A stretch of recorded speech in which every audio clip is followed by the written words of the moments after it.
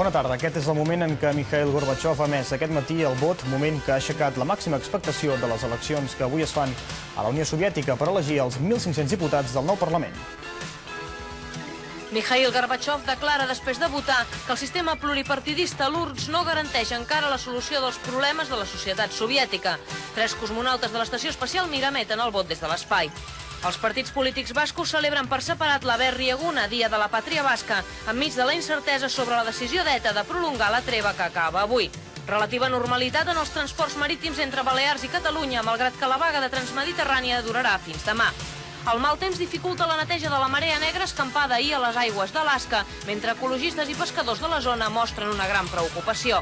El Barça guanya per 0-2 al camp del Betis i continua mentrestant la lluita pel títol a l'espera de la vinguda del Madrid al Camp Nou.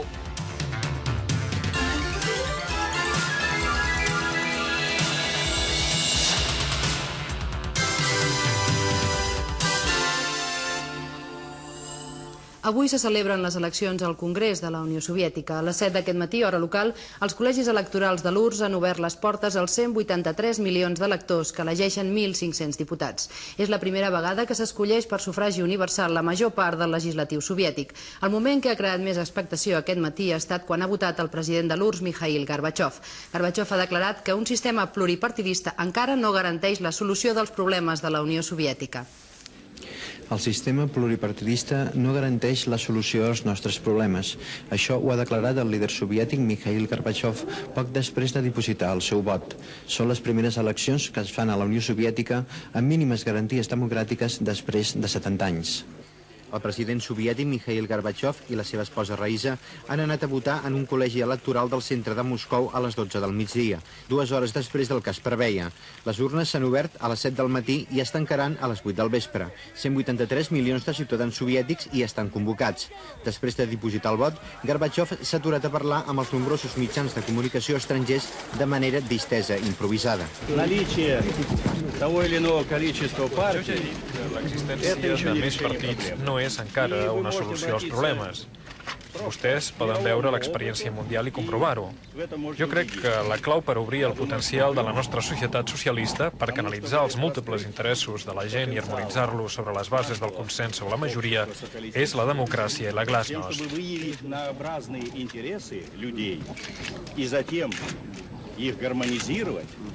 На основе или консенсуса, или большинства, это демократия и гласность. El mateix col·legi electoral de Gorbachev havia votat 2 hores abans Igor Ligachev, considerat el líder del sector conservador del Partit Comunista que s'oposa a la política de reformes. També hi ha votat el ministre de Defensa Dmitry Yasov. L'altre punt d'atenció d'aquest matí ha estat el moment en què el líder comunista radical Boris Yeltsin ha dipositat el vot. Yeltsin no ha desaprofitat l'ocasió per refermar el seu programa d'impulsar la perestroika sobre la base de la mobilització de la societat i, un cop més, ha criticat l'actual sistema electoral. Crec que la llei hauria de ser modificada. És inevitable el perfeccionament del sistema electoral, perquè la campanya electoral ha demostrat que aquestes eleccions no són totalment democràtiques. Boris Yeltsin ha declarat que la formació d'una comissió del partit per investigar les seves activitats és una maniobra electoral per desprestigiar-lo. Avui els ciutadans soviètics elegeixen 1.500 diputats del nou Congrés, 750 en representació de les circumscripcions nacionals, Yeltsin opta per la de Moscou, i 750 pels districtes territorials de tota la Unió Soviètica. En l'última setmana havien estat elegits, per sufragi indirecte, 750 diputats com a delegats de les anomenades organitzacions socials, satèl·lits del Partit Comunista. En total, 2.250 diputats que d'aquí a unes setmanes elegiran el president de la Unió Soviètica amb amplis poders executius i delegaran funcions en un Parlament permanent de 422 diputats. Aquestes eleccions són les primeres que es fan a la Unió Soviètica amb mínimes garanties democràtiques des que l'any 1918 Lenin va dissoldre el Parlament Constituent perquè els bolxevics estaven en minoria. Precisament, les votacions es fan sota el lema leninista d'aquells temps, tot el poder als sòviets. Llibert Ferri, TV3, Moscou. Les eleccions legislatives soviètiques no només han arribat als més de 22 milions de quilòmetres quadrats que té el país més gran del món, sinó que a l'espai orbital 3 ciutadans de l'URSS també han tingut accés al dret de vot. Alexander Volkov, Sergei Krikaliov i Valeri Polyakov han fet saber aquest matí des de l'estació orbital Mir la seva elecció entre els candidats a través de la comunicació habitual que tenen amb la Terra. L'únic dret que no se'ls ha pogut respectar és el de secret. Però no només les eleccions han arribat a l'espai, la ben coneguda burocràcia soviètica també ha saltat les fronteres en cursar avui. Un avís sever al cosmonauta Sergei Krikaliov perquè es presenti immediatament a la comissaria militar del seu districte. Krikaliov ja ha dit que si fins i tot pot votar des de l'espai, no veu per què hauria de suspendre la missió per una qüestió de burocràcia. Deixem ja les eleccions soviètiques i passem a un altre tema. A hores d'ara encara no se sap si l'organització terrorista ETA allargarà o no la treva que va decretar fa 2 mesos i mig i que acaba avui diumenge. A pesar de les informacions moderadament optimistes dels últims dies i del fet que els governs espanyol i basc i la majoria dels partits polítics hagin manifestat l'esperança que la treva continuï, encara no hi ha cap comunicat oficial en aquest sentit. El diari basc Egin, mitjà habitualment utilitzat per ETA per fer públics els comunicats, no publica avui cap document, contràriament a les especulacions d'aquesta setmana. Diverses fonts nacionalistes basques consideren que ETA podria esperar fins a última hora d'avui per donar a conèixer la seva decisió sobre la continuïtat de la treva. A pesar que la treva acaba avui a mitjanit, també hi ha la possibilitat que la decisió d'ETA no es doni a conèixer fins demà o demà passat. Precisament la incertesa sobre la treva d'ETA i la discussió que han tingut els últims dies els partits bascos sobre l'autodeterminació marca la celebració avui de la Berri Eguna, Dia de la Pàtria Basca. Una celebració que, com els últims anys, no és unitària, sinó que cada formació política ha organitzat els propis actes.